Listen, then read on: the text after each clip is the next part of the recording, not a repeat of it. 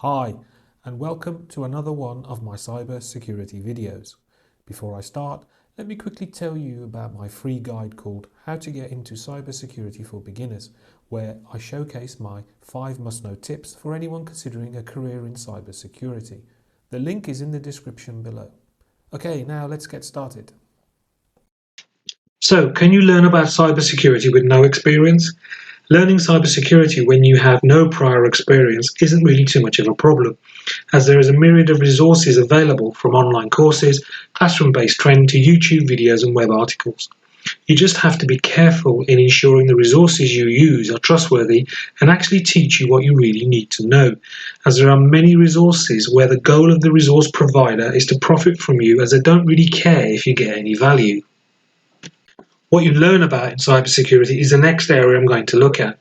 Many people think they need to learn a programming language like Python, as Python is what everyone in cybersecurity uses. However, this isn't true. I work in cybersecurity and don't use Python in my day-to-day duties. Plus, my overall knowledge of Python is pretty poor, so it's not really a game changer for me.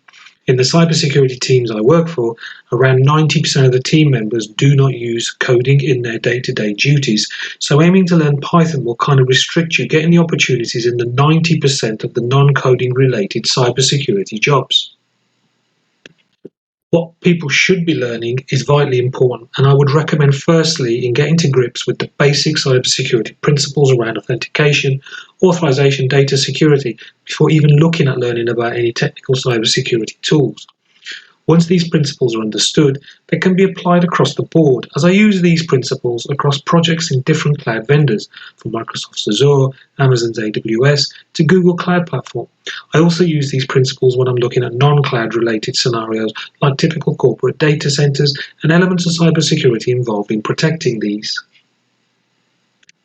Once the principles of cybersecurity have been well understood, the next step is to look at the different cybersecurity threats and what type of cybersecurity tools protect against these. So for viruses and malware, antivirus and anti-malware tools are the choice. For distributed denial of service attacks, anti-DDoS tools are used.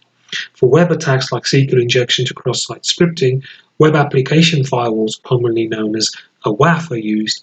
Many of these tools are available on the cloud, with the different cloud vendors providing their own particular flavor of these cybersecurity tools. Once the principles of cybersecurity have been well understood, the next step is to look at the different cybersecurity threats and what type of cybersecurity tools protect against these. So for viruses and malware, antivirus and anti-malware tools are the choice. For distributed denial of service attacks, anti-DDoS tools are used. For web attacks like SQL injection to cross-site scripting, web application firewalls, commonly known as a WAF, are used. Many of these tools are available on the cloud, with the different cloud vendors providing their own particular flavor of these cybersecurity tools. Getting access to the cloud isn't expensive, as many vendors offer trial periods and free access offers, like Amazon's 12 months free tier option. A word of warning though, just because it's a free tier doesn't mean it's entirely free, as there are some limits, and if these are exceeded, then charges are applicable. I spent a lot of time learning about the cybersecurity protection aspects using Amazon's AWS cloud offering, taking advantage of the 12-month free tier to get me started. Likewise, I expanded my knowledge when I did the same using Microsoft's Azure and then Google's cloud platform cloud offerings. The next point about getting a job in cybersecurity if you have no experience, well, this is going to be a bit difficult and not entirely impossible. Hirers value experience, and taking someone on with no experience and then spending money training them up is not cost effective, as it's expensive for an employer to train people up and take the risk that someone who has no skills has the aptitude for cybersecurity. There's also a lot of competition, with hirers electing those who already have experience over those who don't. It's simple economics for them, and in that it makes financial sense to take someone on who has some experience and can hit the ground running, rather than someone who has no or very little experience and needs extensive hand-holding to bring them up to speed, thereby taking other employees' time away to facilitate the hand-holding, leading to other work being delayed or not being done at all. However, by getting to grips with cybersecurity principles and then learning specific technologies used in cybersecurity, this will make you stand out, even if you don't have any commercial experience, as it will show to prospective employers you have the cybersecurity aptitude.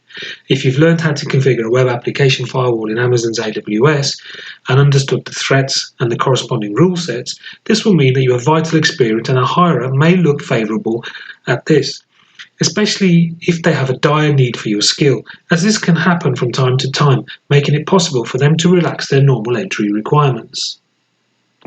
When I'm interviewing people for cybersecurity jobs, I'm looking for specific experience and skills, as I have a need to meet.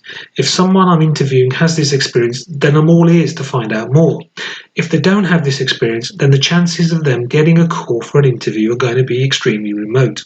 It's more of a don't call us, we'll call you. I'm no different from anyone else hiring for cybersecurity jobs, and this is why it's imperative to build up some experience, even if it's experience in your own time, as this, if it's done right, could help you in your quest for a cybersecurity role. So how can you expand your experience and skills by learning in your own time and pace? Well, this doesn't necessarily mean spending loads of money. A lot of the resources are free to use, like those from YouTube and respected web articles. Just please be careful ensuring the resources you use are trustworthy and not designed to part you with your hard-earned money for no real benefit.